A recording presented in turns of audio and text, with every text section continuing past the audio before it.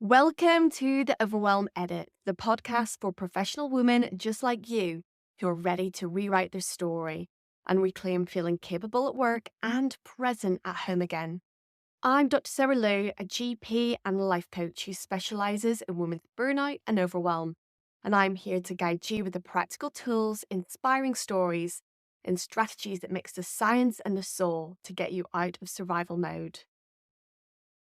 And so, my lovely, are you ready to edit overwhelm out of your life once and for all? Let's do this. Hello, my lovely, and welcome to this episode today. We need to talk all about perfectionism. And in fact, I've called this episode the Perfectionist Trap. And the reason I wanted to talk to you about it is that so many women that I work with, that I know, that I am myself, have experienced perfectionism. It is absolutely rife amongst high achieving, successful women who have jobs of high responsibility. And yet, although it's so common, it's actually causing a lot of difficulty for everyone. And so we need to highlight it because this can accidentally become one of those drainers that we were talking about in the last episode. And it can raise its head, shall we say, when things are tough, when life is stressful, when there's a lot going on, when the demand is high already. Perfectionism often likes to bob its head up at this point, thinking it's helping. But before we dive into what it is, I wonder what it sounds like. Do you call yourself a perfectionist? Have you ever wondered that? Well, some of the things I've heard from my clients, and I've even thought myself, is that I'm not coping, that it's just me, that everyone else is managing. Or maybe it's I can't say no. Why can I never say no? I keep saying yes and overcommitting myself, and it's at the expense of myself. And maybe the work you've been doing is not good enough. It should be better. I need to do more. And it's the staying late, pressing on, the pushing that comes with that. Maybe I feel like a failure. I feel like people are going to find me out. Maybe it's the voice of imposter syndrome. Sometimes it's simply feeling like you're just not good enough. Maybe it sometimes comes to you in the quiet of the night or when you're sat on the sofa at the end of a busy day. And it's that sense, I should have done more. It's exhausting, isn't it? I wonder how many of those you've heard your inner voice say to you. That's what perfectionism is. Because here's the thing about being a perfectionist or about perfectionism. It's not about being perfect. It's not about being the best. Sometimes joke, if only it was, because it's the opposite that's true. In someone that identifies as a perfectionist, maybe on the outside, it looks like they want things done in a particular way, or they really push and they have high standards and they're achieving and expectations are high. Yes, that's what it looks like on the outside. But on the inside, it feels like you're just keeping your head above water, to just keep up, to just be enough, to just try to quieten the inner critic that tells you that you're not doing enough, that you need to do more. And so that's what starts to drive your life. It's not you, it's it. Or trying to avoid that voice, isn't it? And the thing about perfectionism is that it can like to come along with some little buddies, I like to call them. So, people pleasing being for one, just always wanting to help, always putting yourself out there, or maybe avoiding conflict and not using your voice. Or maybe it's the always needing to cope and manage and have that as part of your identity. Always feeling like you need to be strong, feeling vulnerable feels like a threat. And the thing is, life is already tricky. Life already has a lot of demands. And the reason it's so important to talk about this perfectionism and the people pleasing is that, the demands are high in the outside life and the external world around us. But the internal world within us can really contribute to the pushing and pushing, increasing the demands, putting the pressure upon ourselves, when we are exhausted, depleted, stressed. That's when the overwhelm rises. That's when it creeps in more and more and more. And also, I find that perfectionists feel pretty misunderstood because it looks different on the outside, how you feel on the inside. People maybe even tell you just to leave things. It's fine, just leave it, or stop trying to be perfect. Almost sounds like a criticism, which also doesn't help. The cycle likes to just start to spin again then, doesn't it? Because the perfectionism is actually our way of trying to manage stress, our way of trying to cope in a world that's busy and demanding. And so what do we do about it? Well, first of all, I wonder if you're thinking, but it's just the way I am. It's the way I've always been. I've been this way since school. I've been this way since I was born. This is the way I'm always have been. But here's the thing. Perfectionists weren't born. People aren't born a perfectionist. They get created along the way. These are habits and behaviors and ways of trying to manage and to cope that you've gathered up along the way. And sometimes they may even have felt like they've served a purpose or helped you. But I find as life gets more complicated, as we get a bit older, life is more complicated. There's more people involved in our lives now. There are more demands on our lives now that actually what maybe was a coping strategy to begin with doesn't help anymore. And that actually it has some pretty negative side effects that feel like they're making life pretty difficult for us. And so every time we overcommit and have difficult setting a boundary, depletes us. It likely leads to that feeling of no work-life balance, or maybe even outside of work, the life aspect becomes really work-heavy as well, saying yes to lots of things, extra curricular activities, shall we say, at the weekend or in the evenings. And it's also in that quietness of that loss of self-worth. And so we start needing to seek praise and external validation, which, as we know, doesn't come that freely from others. And it definitely links to that sense of failure, which can show itself in procrastination. That's the thing about procrastination is this isn't laziness. This is just fear of getting started. This is massive overwhelm. Where do I even begin? Because this feels big. This feels daunting. This feels heavy. I want to do this all right. I want to do it well enough. I want to, do my best.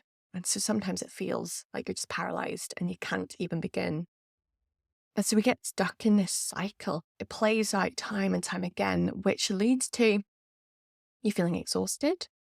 It leads to you feeling increasingly overwhelmed, and it definitely leads to burnout. Perfectionism is one of the things that I would say universally is in my one-to-one clients who've experienced burnout. It is something that has pushed them harder and harder and harder. And so I'm saying we weren't born this way and that this is a coping strategy that we've gathered up along the way. So what happened? What does this all mean?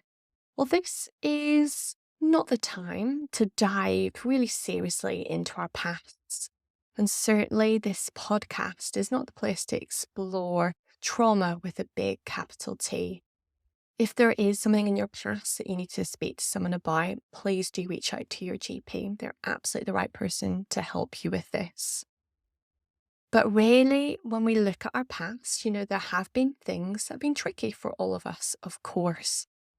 And when you are growing up as a young person, even as a young adult, we've learned how to be. We've learned how to, manage life and what's expected of us from others. We've had the guidance, haven't we? And so there's this idea that has developed just deep in your subconscious saying that, well, I'll be okay if I get things right. I'll be okay if I do a good job. I'll be okay if I don't make a mistake. I'll be okay if no one finds out I'm really nervous. It makes so much sense, doesn't it? This is a really protective mechanism that your subconscious has for you. But here's the flip side. You are a human. You are a perfectly imperfect human. You are complex and you're beautiful and you're wonderful, but you are a human. And so you can't get it right every time. You will make a mistake. You will be tired one day and drop the ball. And so if your subconscious is used to running this idea of, well, I'll be okay if I'm perfect. And then one day you're not perfect, then you don't feel okay. And so this inner voice starts storming in, that inner critic telling you, do more, try harder, don't rest. Put everyone first, because then you'll feel okay. Because that felt uncomfortable. That felt difficult. That didn't feel nice. And this gets propagated, as you go through life, as you go through things and experience events and challenges. This message simply got reinforced time and time again. And like I said, maybe it even served a purpose up to a point. And really, we could look at it this way, that our behavior, and by that I mean perfectionism, it's simply trying to protect you. It doesn't want you to feel uncomfortable. It doesn't want someone to notice that that's not quite right, because they might criticize you. That might not feel good. You might feel like you've made a mistake. You might feel like a failure. And so it wants to protect you. And so it plays out this pattern, this coping strategy on repeat, time and time again. This is like an autopilot. This is what I do. This is how I help. And that autopilot will keep on going, and it will run the show for years on end if we don't give it something different to do. If we don't teach it that actually we're in control here, that everything's okay, and that, hey, I could even be a human and things will still be all right. I could make a mistake that we don't want to, but it could happen, and I'll be a human and I will be okay. I will show up and do my best, and my best is going to be enough, and I will be okay. And so as you start to do this work and you start to really listen to that inner voice and try to understand what it's doing, what it's trying to tell you, I just want you to remember a couple of episodes back where we talked about overwhelm and how to calm it, and how to calm it when it feels like it's getting really strong. That's what that exercise, the Apex model, is for, to bring out time and time again. And just to soothe your nervous system, to soothe your subconscious as you do this work, as you start to challenge this narrative, this story, this script that's been playing out in repeat. Because the way through this is to go through it. If we try to dodge it, if we try to avoid it, it simply just waits up ahead for us, doesn't it? And so you might be thinking, well, okay, I think I'm a perfectionist. Well, what do I do now? And so really, it's going to sound really simple. It's going to take some practice and it's going to take some showing up for yourself, but it is possible to start to rewrite that script. And so I like to call myself a recovering perfectionist, because it still sap occasionally, on a day where maybe I'm tired, a lot's going on. It feels like it's doing a good job trying to help. And so it's my job to remind it that I'm back in control, that I'm safe, that I'm calm. And so it's always finding that place of feeling grounded and using the breath work, the grounding techniques. That's where you start when this challenge comes up. And the first place to start is to growing your awareness. If that's all you feel able to do right now, is just grow your awareness of what's going on for you, of tapping into that inner voice. What's it saying? What's it trying to get you to do? And what do you want to do differently? Because I know that you want to do something different. That's why you're here. That's why you're listening to this podcast. That's why you're wanting more information. And so you already have a sense of what you want to do. You already have a sense of what you want to feel like instead. That might be simply leaving work on time, being able to turn the computer off, knowing that you've done enough, that everything is fine, everything is okay, and you can, log back in tomorrow, that everything will be okay. Maybe it's feeling more capable at work again and not having this imposter syndrome screaming at you. Or maybe it'll be able to be present at home and just be able to enjoy being there without this inner voice telling you, do more, do more. Don't stop, don't rest. That would be so great if that could quieten. But you already know what you want. That's amazing. Now we just need to help you give yourself permission to do it. And so to do that, we just need to gently challenge what's happening. And so if we try to do too much all at one go, it feels too hard. It is too hard. We need to just create that safety in your nervous system with grounding and the breath techniques, and then challenge yourself to do something different. It sounds so simple, but this is all about making a conscious, deliberate, purposeful decision to act differently, to maybe even voice a no when it was always going to be a yes, to say, no, I'm not able to do that right now, but I can do it in half an hour, in 2 days' time, whatever works. Maybe it's going to be in giving yourself permission to rest. And when the inner voice, raises its head, it's actually, no, I've done enough. I am resting, and that is a good thing because I am worth that. And it's meeting this friction that comes up along the way, calming your nervous system, meeting yourself with compassion, and knowing that every time you do this, every time you take a step forward with this, that self-permission is going to grow stronger and stronger and stronger. And so, my love, there is no magic wand with this. I'd love it if there was. But this is slow progress, maybe. It feels like that at times, but it's also incredibly purposeful and incredibly transformative. And with practice, it gets easier and easier. I always say, we've got to be honest, something sounds simple doesn't mean that it's easy. But this is what practice is for.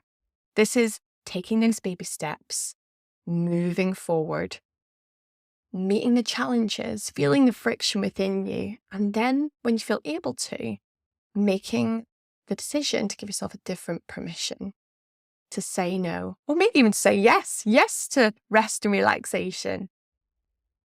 And learning that it's safe, learning that it's all okay, that the world has not ended, that, work has not imploded. All these things that our subconscious wants to tell us when we're feeling vulnerable and stressed and challenged. So this is the baby steps. This is the movement forward deliberately, bit by bit, knowing that this is going to work, knowing that you can change the narrative. You can turn off the autopilot and feel more in control of your life than you've ever felt before, knowing that you are managing one of the major drainers in your life, that you are purposefully going to be turning it off or turning it down, and instead giving yourself permission to do something different. And so, my lovely, I wonder what permission you want to give yourself today. Maybe there's something just crying out, screaming out from your subconscious, I need this. Please listen. I wonder what it is. If you felt able to, I'd love it if you could reach out and email me. And just remember the calming techniques from the earlier episode. Revisit those, calming the nervous system, take the baby step forward, and show up for yourself and celebrate that forward momentum. Celebrate showing up for yourself and just imagine where it's going to take you. Bye-bye. Thank you so much for listening to the Overwhelm edit. If you have enjoyed this episode, I'd be so grateful if you could take a moment to follow the podcast, leave a review, or share it with a friend who you think might need it too. Your support helps this message reach more incredible women just like you. And don't forget to connect with me over on Instagram. I'm at Dr. Sarah Lou Wiley. Find me there for more tips, tools, and conversations about beating burnout and reclaiming your life. Until next time, take care of you. You deserve it.